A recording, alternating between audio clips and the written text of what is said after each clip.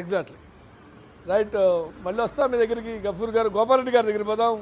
గోపాలరెడ్డి గారు, అంటే మీరేమో మీరు అన్నారు కదా, సామెత ఉంది, నువ్వు నేర్పిన విద్య నీరజాక్ష. మీరు ఉన్న 5 ఏళ్ల కాలంలో చేసినటువంటి ఏదైతే అది రివెంజ్ పాలిటిక్స్ అన్నామా, కక్షాదింపు రాజకీయాలు అన్నామా, లేకుంటే నిజంగానే అవినీతి జరిగితే కేసులు పెట్టారా చంద్రబాబు మీద, మరి ఏం జరిగిందా? ఆనాడు మీరు కూడా నరేంద్ర మీద పాల డైరీ విషయంలో కావచ్చు, లేకుంటే అచ్చెన్నాయుడు విషయంలో కావచ్చు, అప్పలాయన వాళ్ళ విషయంలో కావచ్చు, ఇట్లా మీరు చూస్తే అయ్యన పాత్రుడి విషయంలో కావచ్చు, ఇట్లా వరుస పెట్టారు. కాబట్టి నువ్వు నేర్పిన విద్య నీరజాక్ష అన్నారు. మళ్ళీ ఇప్పుడు సజ్జలా ఉన్నారు, ఇప్పుడు కొత్తగా నేర్పుతున్నారు. అయితే మన ఆ టర్మ్ 5 years చేసింది కొద్దిగా మేము తక్కువ చేసినట్టు అనిపించింది. ఇప్పుడు ఇంకో నెక్స్ట్ అధికారులకు వస్తే డోస్ పెంచుతామని సజ్జల గారు అంటున్నారు. ఎట్లా పెంచే అవకాశం ఉంది, ఏంటి ఆయన చెప్పగలరా? ఒకటి సార్, అక్కడ ఉన్న వాళ్ళందరికీ నమస్కరిస్తూ, రెవెన్యూ పాలిటిక్స్ చంద్రబాబు నాయుడు ఎప్పుడైతే ఎన్టీ రామారావు నుంచి అధికారం లాక్కున్నదంతా మొత్తం రెవెన్యూ పాలిటిక్స్ జరుగుతున్నాయి సార్. పునాది అక్కడే పడ్డదంటారా? ఎందుకంటే అక్కడ ఆయన అధికారం ఏ విధంగా సంపాదించుకున్నాడు, ఎల్లో మీడియాను అడ్డు పెట్టుకుని సంపాదించుకున్నాడు. ఇక్కడ కూడా అంటారు వాళ్ళు, గోపాలరెడ్డి గారు ఇక్కడ కూడా అంటారు, సోనియా గాంధీకి ఎన్నుపోటు పరిచి మీరు పార్టీ పెట్టుకున్నారంటారు, కాంగ్రెస్ కి ఎన్నుపోటు పరిచి మీరు పార్టీ పెట్టుకున్నారు అని వాళ్ళు అంటారు. Please continue. సోనియా గాంధీ జగన్మోహన్ రెడ్డికి వెన్నుపోటు పొడిచింది సార్. సోనియా గాంధీ జగన్మోహన్ రెడ్డికి వెన్నుపోటు పొడిచి 16.5 సంవత్సరం జైల్లో పెట్టింది. మీకు తెలుసా? తెలియదుగా? మీకు తెలుసు కదా. కాబట్టి చంద్రబాబు నాయుడు పొద్దున్న లేస్తే ఇసుక దొంగగా తోలితే తాట తీసామంటాడు. అన్ని ఊరికే నటన, మామూలు అన్ని పనులు చేస్తూ ఉంటాడు. ఆయన ఏదైతే చెప్తాడు, దీన్ని జాగ్రత్త దాన్ని జాగ్రత్త, అది మాత్రం ఖాళీ వదిలేస్తుంటాడు. ఏ రోజు కరెక్ట్గా అడ్మినిస్ట్రేషన్ చేశాడు సార్? జాబ్ బాబు వస్తే జాబ్ వస్తుంది, ఏమన్నా ఒక జాబ్ వచ్చాడు. ఈయన హయాంలో 20 లక్షలు ఎంప్లాయ్మెంట్ ఇస్తున్నాడు. నిన్న విశాఖ స్టీల్ ప్లాంట్ లో 6 లక్షల మందికి ఉద్యోగం చెప్తున్నారు. ఈ రోజు ఫైబర్లో 500 మంది, తర్వాత వాలంటీర్లను, ఎంత ధ్వంసమే కదా, అంతా నాశనమే కదా, రాష్ట్రం అంతా నాశనమే. ఏది ఆయన కరెక్ట్ చేసిన సందర్భం ఏమైనా ఉందా? ఈయన 89, 90లో ఎంప్లాయీస్ ను అదే మరిగా జీపీ రావును పిలిచి 10 రోజులు సమయం పోయింది, నేను పిలిచి సెటిల్ చేస్తానని చెప్పినాడు. 53 రోజులు సమ్మెను వెయిట్ చేశాడు. ఆ 53 రోజులు ఈయన స్కిల్స్ స్కామ్ లో 53 రోజులు జైలు రావడం జరిగింది తెలుసునా. కాబట్టి చంద్రబాబు నాయుడు చేసిన పాపాలు ఒక వంట మైలేదు సార్. ఒక వంట కానీ ఒక ఏనుకాలు కావాలా, అవన్నీ రాసి బుక్కులను రాసి పెట్టుకుంటే. స్పీకింగ్ ఏం రాశాడు? 65% ఉద్యోగులు అవినీతి పరులను రాశాడు ఆయన సొంత పుస్తకంలో.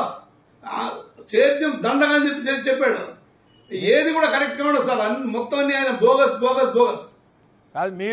మీరు అధికారంలో ఉన్నప్పుడు అది కొనుగోలు టెక్నికల్ గా ఫోన్ ట్యాపింగ్ సంబంధించిన ఏవో పరికరాలు కొన్నారు అని ఐబీ వెంకటేశ్వరరావు మీద కేసు పెడితే అదేం తేలలేదని నిన్న కొట్టేశారు. ఇంకేదో అధికారుల మీద కేసు పెడితే అవన్నీ తేలలేదన్నారు.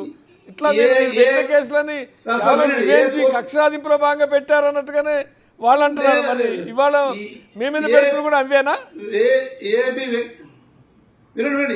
వెంకటేశ్వరరావు మీద పెట్టిన కేసు ఏ కోర్టు కొట్టేయలేదు. గవర్నమెంట్ విత్డ్రా చేసింది. గవర్నమెంట్ ఈ రోజు స్కిల్ స్కామ్ కూడా గవర్నమెంట్ విత్డ్రా చేయాలని చెప్పి చంద్రబాబు గవర్నమెంట్ ప్రయత్నం చేస్తాను. స్కిల్ స్కామ్ లో 17A సుప్రీంకోర్టులో చేస్తే ఈయన మళ్ళీ again he will go to jail. మీరు బాగా ఆలోచించండి. 17A అది సుప్రీంకోర్టు దాని మీద డెసిషన్ తీసుకుంటే, లార్జ్ జడ్జిమెంట్ డెసిషన్ తీసుకుంటే డెఫినెట్ గా మళ్ళీ చంద్రబాబు నాయుడు అని మళ్ళీ జైలు పోవడమే.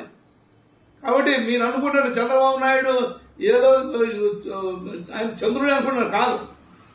కాబట్టి 20 లక్షల ఉద్యోగాలు ఇస్తాను. ఈ టెన్యూర్ 20 లక్షల ఉద్యోగాలు ఇస్తాను. నీకు తెలిసిన ఇప్పటికే 16 లక్షల ఉద్యోగాలు పీకేయడం జరిగింది. మీరు కూడా ఇప్పుడు వాళ్ళు చెప్తున్నారు, మీరేమో స్కిల్ డెవలప్మెంట్ దాంట్లో స్కామ్ జరిగిందని. ఈ ఫైబర్ నెట్వర్క్లో మీరు ఆర్జీకి ₹1 కోటి పైన ఏదో ఇచ్చారన్నారు. సినిమా తీసినందుకు అని ఇచ్చారా ఏంటి? ఏదో ఒక సినిమా తీశారు కదా ఎన్టీఆర్కి. మీరు ఇందాక స్టార్టింగ్ లో చెప్పారు ఎన్టీఆర్కి ఎన్నుపోటు పడటంతోనే రాజకీయాన్ని బహుశా ఆ పిక్చర్ ఆయనతో దించారా మీరేమన్నా? సార్ వినండి సార్. ఈ రోజు మేము స్కామ్ లో ఉంటే నిజంగా ఉంటే ఈ పాటికి ఎప్పుడో కేసు ఫైల్ చేసింది. మీరు ఏం లేవు, ఆధారాలు లేవు, తప్పుడు పనులు చేయలేదు. అసలు జగన్మోహన్ రెడ్డి ఎక్కడ కూడా తప్పుడు పనులు చేయలేదు. మీరు అనుకుంటున్నారు, మీరు అనుకున్నంత మాత్రం కేసు కాదు అది. ఇంతవరకు ఏం చేశాను, పోనీ 7 నెలల పడింది గవర్నమెంట్ నుంచి, మనం ఏం చేసింది? మీరు ఏం చేయలేదు కదా. కాబట్టి అన్ని చంద్రబాబు నాయుడు గారు పొద్దున్న లేచి అబద్దాలు చెప్పడం, అబద్దాలతోనే నెట్టుకొస్తున్నాడు.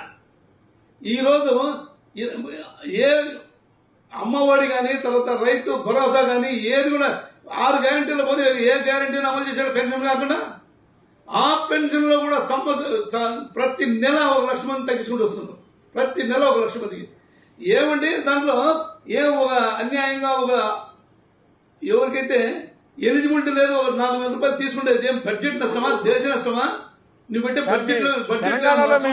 తెలంగాణలో మీ మిత్రులేమో కాదు, తెలంగాణలో మీ మిత్రులు మీ మిత్రపక్షం అంటే తెలంగాణలో మీకు మిత్రులుగా ఉండే బీఆర్ఎస్ ఏమో చంద్రబాబు నుంచి మీ గురువు నుంచి నేర్చుకోమని తెలంగాణ ముఖ్యమంత్రిని చెప్తున్నారు. చూసావా, అక్కడ హామీలు అమలైతేనే మీరు ఇచ్చిన హామీలు అమలు కాలేదు అంటున్నారా? మరి వాళ్ళకి ఇక్కడున్న తెలంగాణలో ఉన్న బీఆర్ఎస్ పార్టీకి చంద్రబాబు హామీలు అమలు చేసినట్టు కనపడుతుంది, అక్కడున్న మీకేమో కనపడలేదు.